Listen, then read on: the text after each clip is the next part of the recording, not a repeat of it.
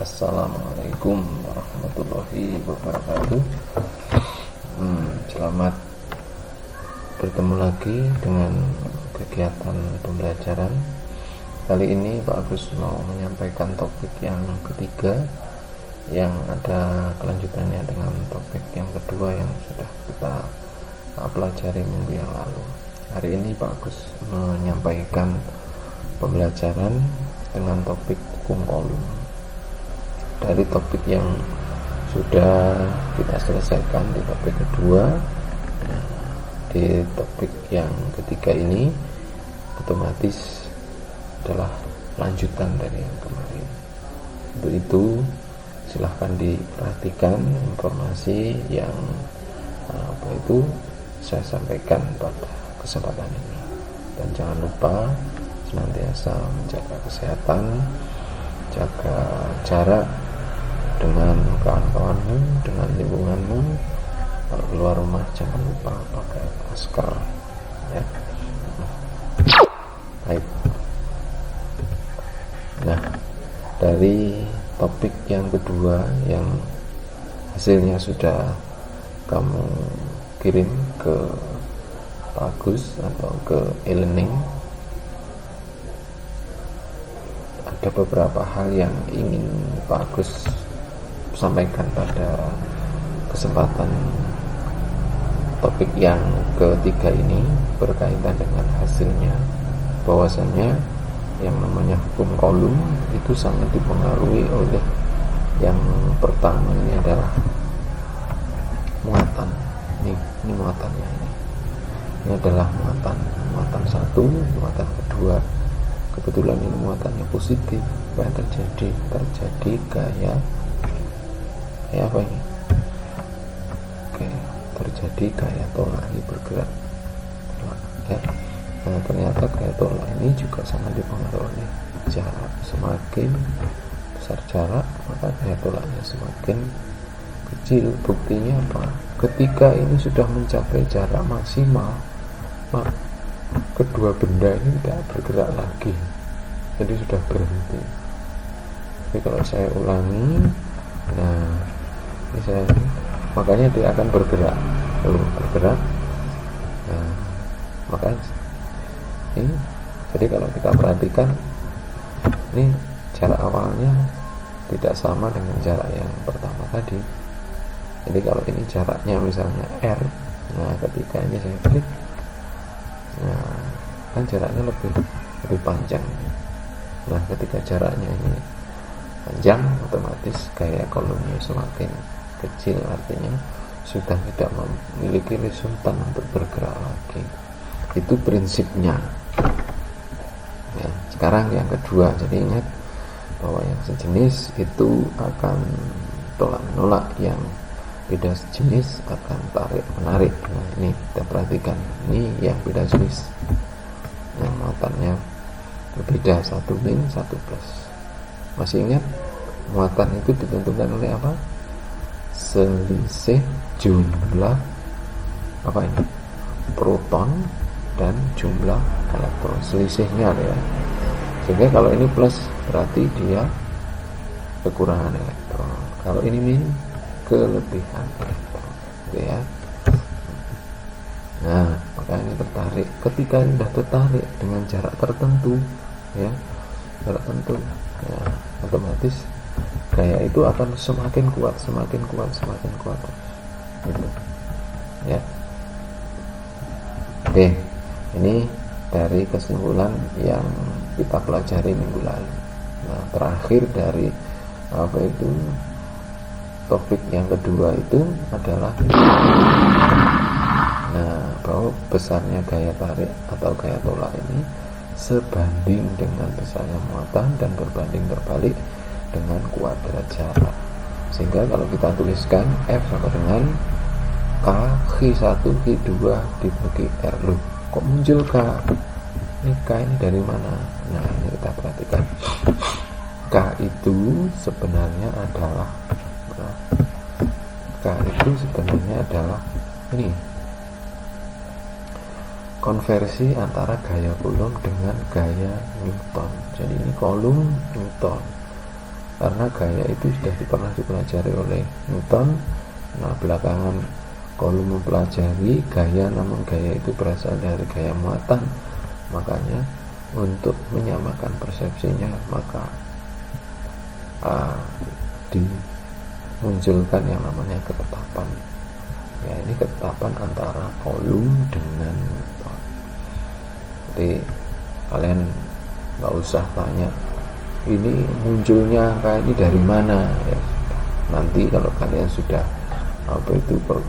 belajar di perguruan tinggi atau minimal di SMA dan sebagainya, mungkin nanti kalian akan diberitahu senior untuk sekarang ini tidak perlu. Oke, jadi K ini sebenarnya adalah pembanding antara gaya Coulomb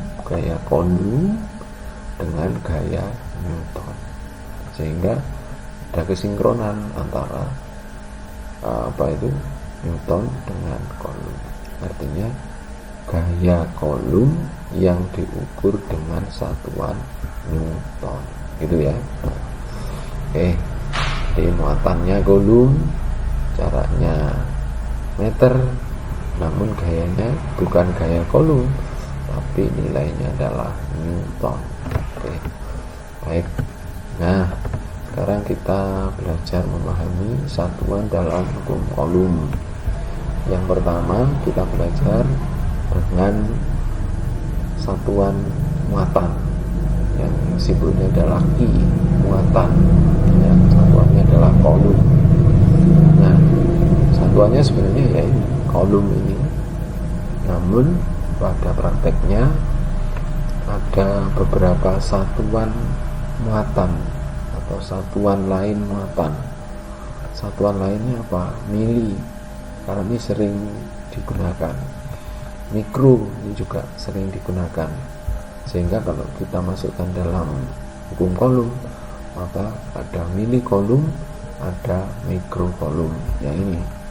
Jadi yang MC ini mili Coulomb, yang ada ini bentuknya begini ini membacanya adalah mu atau mikro ya bahasanya.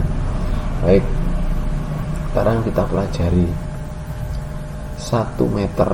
Ini kita ambil di sini ya. 1 meter itu nilainya adalah 1000 mili, maaf. Ini berarti 1 mili itu sama dengan 1/1000. 1/1000 apa? 1/1000 meter. Nih ya, 1/1000 meter. Makanya 1 mili Coulomb ya sama dengan 10 pangkat min 3 Coulomb. Itu artinya 1 mili Coulomb itu sama dengan 1/1000 Coulomb. Nah, itu. Demikian yang kedua, 1 meter itu nilainya 1 juta mikro. Berarti 1 mikro nilainya adalah 1/1 juta. Maksudnya 1/1 juta apa? 1/1 juta meter. Makanya mikro Coulomb ini ditulis dalam satuan atau dalam angka 10 pangkat min 6 Coulomb ya, gitu ya. Oke, terus sekarang kita bergerak ke jarak. Tadi kan gaya Coulomb itu sangat dipengaruhi oleh gaya. Sangat dipengaruhi oleh jarak. Jarak itu satuannya dalam meter. Satuan yang lain tetap bersama dengan yang ini tadi. Jadi konsepnya 1 meter 100 cm. Kalau 1 cm berarti 1/100 meter. Tulisnya adalah 10 pangkat min 2 meter. Demikian halnya 1 mili sama dengan 1/1000 meter ya, berarti 10 pangkat min 3 meter. Oke, baik, ini saya tampilkan operasi bilangan berpangkat, namun Pak Gus tidak jelaskan di sini. Nanti kita langsung praktek di latihan yang ada di lembar berikut ini ya, sekali lagi gitu. Oke, Ini contoh soal yang ada di buku BTP kalian, silahkan dicari contohnya. Ini Pak Agus hanya ingin menjelaskan contoh, ya, contohnya saja yang sudah ada kita jelaskan. Contohnya ini adalah saya bacakan, 2 buah muatan listrik positif yang berada di dalam membran sel saraf. Jadi saraf itu, saraf tubuh kita ini masing-masing sebesar Q dan 2Q, terletak pada jarak 2 cm. Hitung berapa besar gaya kolom yang dialami kedua muatan tersebut jika Q atau 1Q itu nilainya 1,6 kali 10 pangkat min 19 kolom loh. Min 19 kolom, kita nggak usah tahu ini 19 kolom dengan satuan-satuan kita jelaskan tadi, tidak usah tahu, tapi yang jelas kita nilainya adalah 10 pangkat min 19, ya. Jangan membayangkan 10 pangkat min 19 itu seperti apa, nggak usah. Penting kalian mengerti secara hitung-hitungan, secara matematis, itu sudah cukup, ya. Jadi muatan yang nilainya Q, berarti muatan 1 nilainya Q itu sama dengan plus Q sama dengan 1,6 kali 10 pangkat 19. Ini demikian yang kedua. Yang kedua itu ya 2Q, artinya apa? 2 kali Q. Jadi 2 kali 1,6 berarti ketemunya adalah 3,2 kali 10 pangkat 19. Jaraknya adalah 2 cm. Tadi sudah dijelaskan di sana tadi, di lembar pertama tadi, 2 kali 10 pangkat min 2, karena dari senti diubah ke meter itu sama dengan dibagi 100, makanya di sini muncul 10 pangkat min 2. Nah, konstanta tadi sudah kita bahas. Nah, sekarang kita lihat angkanya. Nah, ini ketika kita mengerjakan ini selalu dituntut untuk menulis rumus tujuannya apa? Tujuannya supaya kalian cepat hafal. Rumusnya adalah K kali titik, itu sebenarnya kalau dalam bahasa matematikanya adalah dot. Dot itu pengertiannya adalah kali, sama ini titik itu dot, ya, kali artinya. Jadi K kali Q1 kali Q2 dibagi R kuadrat, ini rumusnya, ya. Nah, sekarang angka-angka K tadi sudah muncul sekian. Yang Q tadi kan 1,6, kita munculkan ini 1,6, kan, Q-nya. Terus kemudian Q2 2 kali 3,2 sudah. Terus kemudian R-nya ini R kuadrat, ya, 2 kali 10 pangkat min 2 meter kuadrat, ya, kuadrat, ya. Nah, untuk memecahkan ini sejenak kalian perhatikan tayangannya Pak Agus ini, ya, kita perhatikan ini. Yang angka tadi itu saya munculkan di sini, sudah, ya. Nah, kalau sudah saya munculkan, sekarang yang kita bahas adalah operasi bilangan berpangkat yang paling atas. Di sini ada bilangan berpangkat untuk bilangannya sama, bukan pangkatnya tapi bilangannya sama. A, ya, A. Oke, saya carikan dulu. Nah, ini